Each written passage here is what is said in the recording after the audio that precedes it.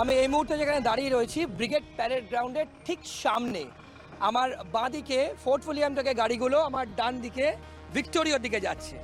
আগামীকাল রবীন্দ্র জয়ন্তী, আপনারা জানেন, প্রত্যেকে জানেন।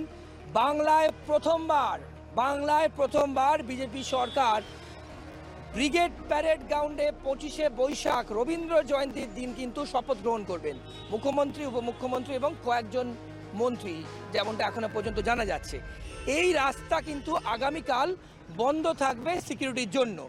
এবার যদি স্বপনদাকে বলি, আমি ভেতরের দিকে যাই, ব্রিগেড প্যারেড গ্রাউন্ডে আজকে এতটাই সিকিউরিটি টাইটেন্ড যে মিডিয়ার জন্যও কিন্তু এখান থেকে আপনারা দেখুন সে ছবি, মিডিয়ার জন্য কিন্তু গার্ডরেল দেওয়া রয়েছে এবং পুলিশ তো থাকবেই। পুলিশের সঙ্গে এসপিজি, যেহেতু প্রধানমন্ত্রী আসছেন কালকে, প্রধানমন্ত্রী ছাড়াও, স্বরাষ্ট্রমন্ত্রী ছাড়াও শীর্ষ নেতৃত্ব যারা কেন্দ্রীয় মন্ত্রী আছেন তারা থাকবেন।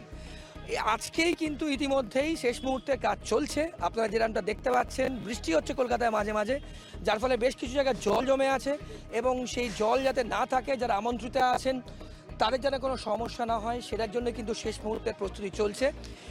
এবং যে ক্যানোপিগুলো আছেন, দেখুন ক্যানোপিগুলো আমি স্বপনদা দেখাচ্ছেন, ক্যানোপিগুলোর ভেতরে কিন্তু যারা অতিথিরা থাকবেন তারা বসবেন।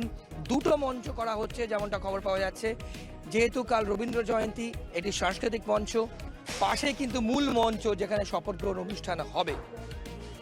এক কথায় বলতে গেলে সাজসজ্জা রব গোটা ব্রিগেড প্যারেড গ্রাউন্ডে। এবং আমি দেখুন যেখানে আমি দাঁড়িয়ে রয়েছি, এর বাইরে কিন্তু কাউকে অ্যালাউ করা হচ্ছে না। এসপিজি পুরো দায়িত্বে আছেন, যেহেতু প্রধানমন্ত্রী আসবেন।